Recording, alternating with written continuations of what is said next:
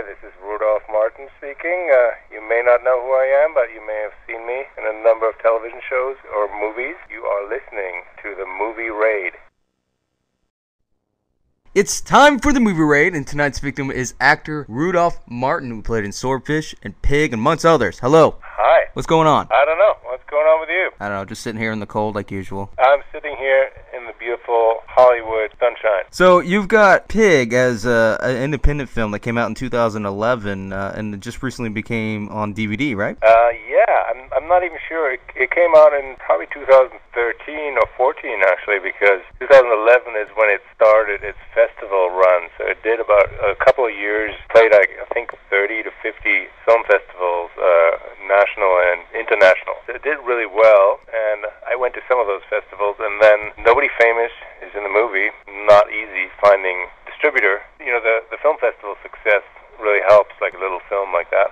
I think it's a great film. I'm really proud of it. So it found a distributor, a great one, and yeah, it's out there. It's out on iTunes and Amazon and Hulu and I don't know what other outlets, but it's also, you can also go directly to the filmmaker's website. Well, the film is called Pig, and the website is thepigpicture.com, kind of like thebigpicture.com, but thepigpicture.com. You could buy it there or stream it there or get, look at reviews, look at the trailer, and I think it's just a great little movie that was made for very, very little money, and those are really interesting sometimes, and this is one of them. Well, and the story is about a man who lost his memory, who's who's actually placed out in the desert with a bag over his head, who has no idea who he is or what he has done, and he sets out to find out what the cause and effect is, but it says that things turn a little bit weary. What makes this story a little bit more unique than other stories like this? Man with no memory, it's almost like a genre.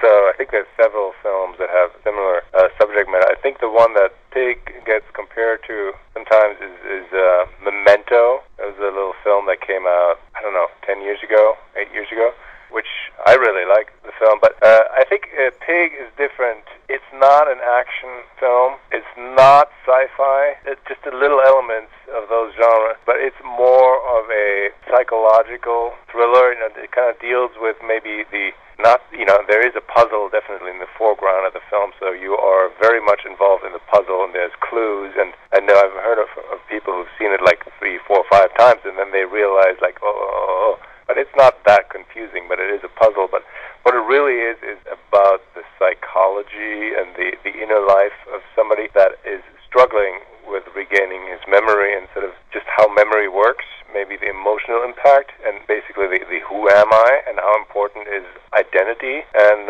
for example, like all these things are possible now, experiments with memory, like what these new technologies are able to do, drugs, you could erase parts of somebody's memory, so basically like an a la carte memory enhancement. I think it was a great article in Wired magazine, maybe a couple of years ago. Just coincided with, I think, the release of Pig, which was awesome. It was a cover story on Wired magazine.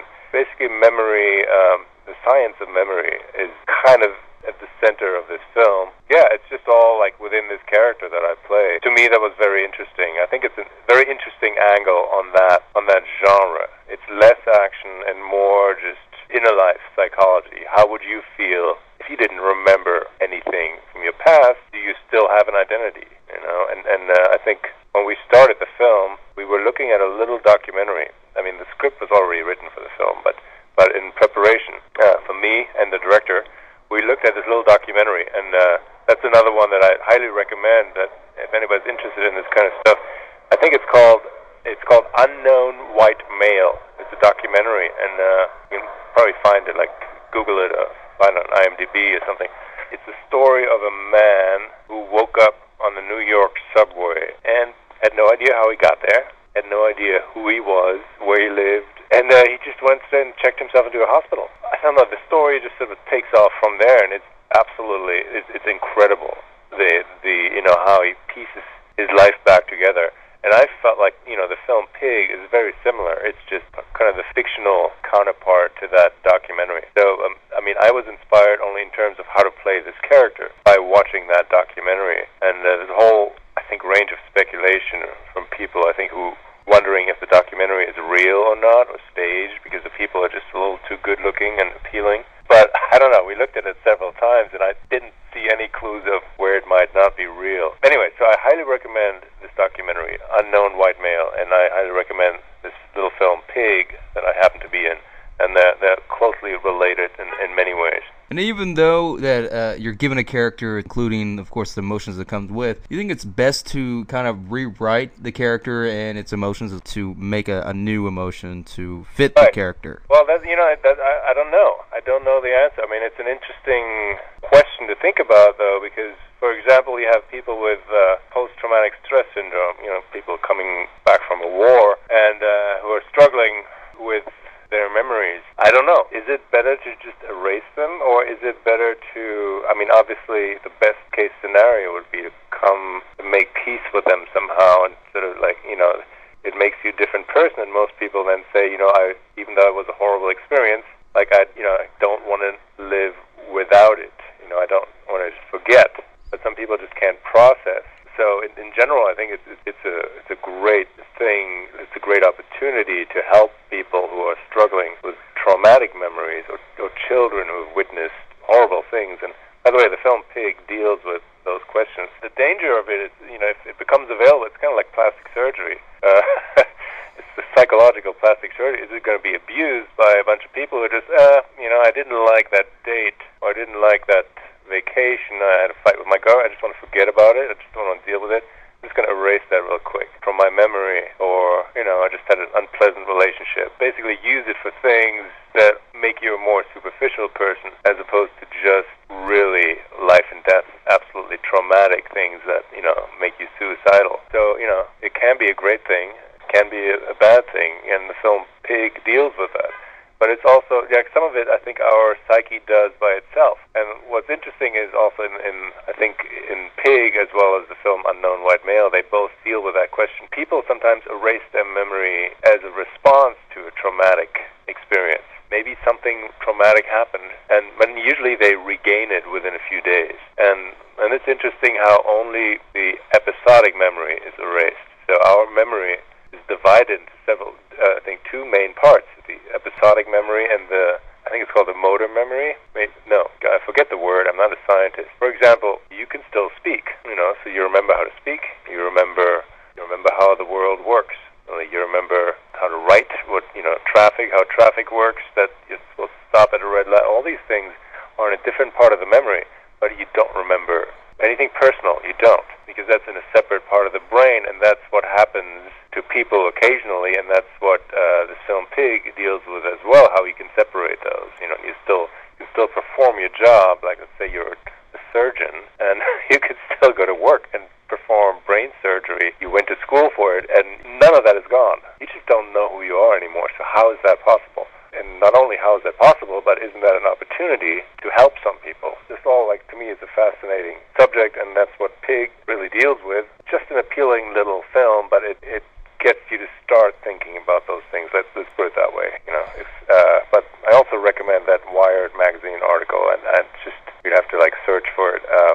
But it dealt with the nature of memory as well. Yeah, it can be a great challenge for any actor for these type of emotions for a specific character. Instead of just saying, well, act like this or relive this moment, when an actor can possibly rewrite those. But like I said, it is a challenge to kind of reform it so it could really fit that character, really pop as far as the story goes, to draw interest. And when it comes to interest, what type of motivation would you say is best to draw interest to the viewer? Well, that's I think that's a tricky, it's a good question actually, and a little tricky, because as an actor you try not to think about the audience. In a way you do, because obviously you want people to be interested in the character you play, but I think the best way to do that is to never even consider the audience, and that ultimately makes it the most appealing to an audience. I think because as an audience member you don't want to see somebody trying to appeal to you. You want to see somebody being like an individual, like an interesting person, and somebody that's even in their bad choices they may be appealing. So I think it's best to just focus on the integrity of the character you're playing, and each person has their own logic, their own way of functioning. Try to stay faithful to the uniqueness of whatever character I try to play. Hopefully that makes the character interesting to the audience. And I've played some really despicable people in my career. It's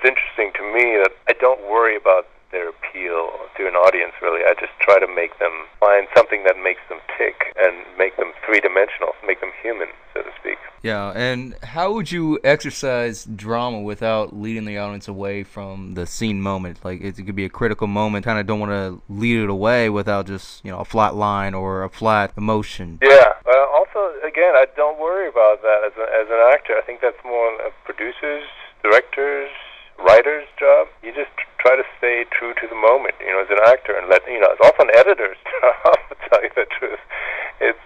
It's all stuff that you don't want to be a control freak as an actor in terms of worrying about those things. You just try to be true to your character. Do you think films now is more about glory than the story? I think there's so many different kinds of films. You definitely have some of that. I think what's interesting is that, film is really, since I started in this business, it's been a little over 20 years now, how the nature of film has, the business of film has changed so much with, I guess, mainly the internet. Independent films becoming just as corporate, maybe, as what used to be studios. Studios just doing kind of franchise films, and the independent films doing what studios used to do. But then you have now the truly sort of independent, low-budget field of film that has become so much larger because it's so much easier now for anybody to make a film. And it's just about finding an audience these days, I think it used to be it used to be pretty expensive to just make a film. You need film stock and equipment, and now all of that stuff, you could basically do it with your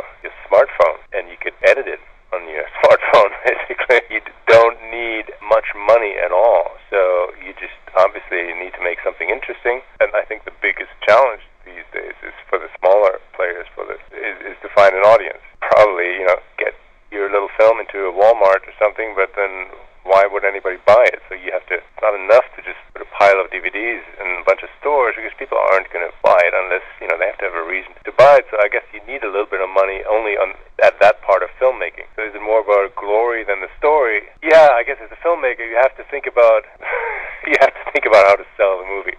Ultimately, because it's easy to make one, anybody can make a movie these days. First of all, it's obviously not easy to make a good movie, and number two, it's not easy at all to find an audience. I don't know if that ultimately answers the question you have, but those are my thoughts on glory or story. Because there's no glory unless unless people watch your film. Yeah, you can't just pick a specific genre. It's like, we could make a horror film, or you can make a sci-fi type film, but it doesn't mean it's going to cater to that specific audience, because the old saying, you can't make everybody happy. You just have to just nail it somewhere to the point where you could possibly make money off this film. And it is a product, even with the actor and everything with it. You have to sell it. Yeah, exactly. And from what I hear, and especially those genre audiences are vicious sometimes in their expectations and critiques and reviews of the stuff that they get presented.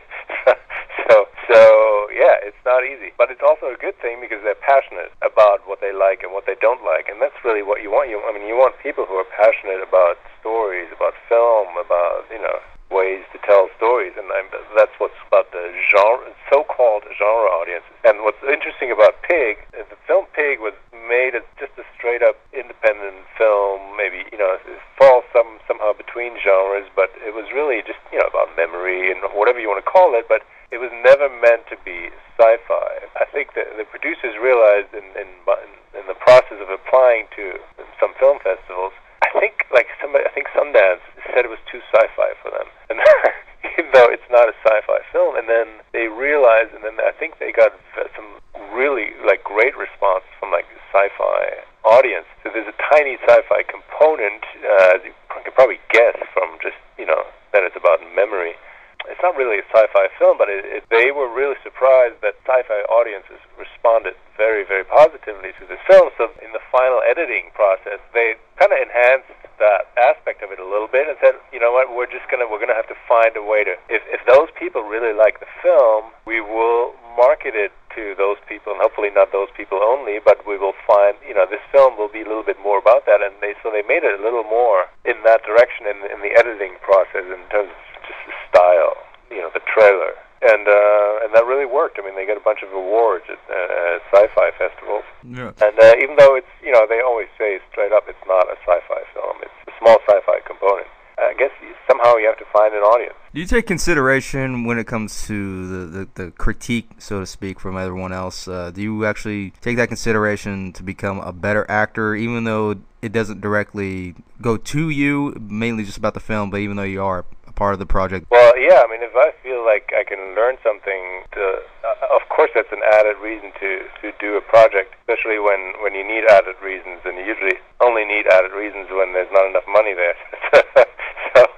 So, if a project pays you a decent or a good amount of money, then right there you have a motivation to do it. In the best case, you also have a creative reason to do it, and sometimes you only have a creative reason to do it, meaning you're not really getting paid. And I think that was the case in Pig. It was they call it an ultra-low budget film in the Screen Actors Guild and SAG, which means that it's, just like the term ultra-low budget, you can imagine it is ultra-low, and people are basically not getting paid, but it's still all within union rules, so you know that you're safe, it's legit, you're not going to do it for the money. So whenever these projects come, that they have to be really interesting creatively, or in order for, I'll just speak for myself, not for every actor, but in order for me to do it, I just definitely need a creative reason. And Pig, it had just an amazing script. Immediately I wanted to be in it. But so that was the case with Pig. But in general, for me, it's one of three things to do a film. And you're saying, the chance of learning something, becoming a better actor, I mean, I would file that under creative reasons. Like, the character is very interesting, and, I'll get to do some research. So that's creative reasons. Number two would be location. And number three would be money. Those are the three reasons to do a film. And if you're very lucky, there's more than one of those. You have all three in one project. But that rarely happens. And as long as you have one, then you know why you're doing a project, and you're not going to regret it. That's my philosophy about that as an actor. Well, go ahead and plug in anything that you would like to plug in, any projects that you're currently doing, or even Pig, where we can get this at. Well, Pig, all the platforms like iTunes, Amazon. You can buy it on Amazon, or stream it, buy it or stream it on iTunes, Hulu, and the website, the filmmaker's website called thepigpicture.com. Thepigpicture.com. Well, there you go. That is actor Rudolf Martin.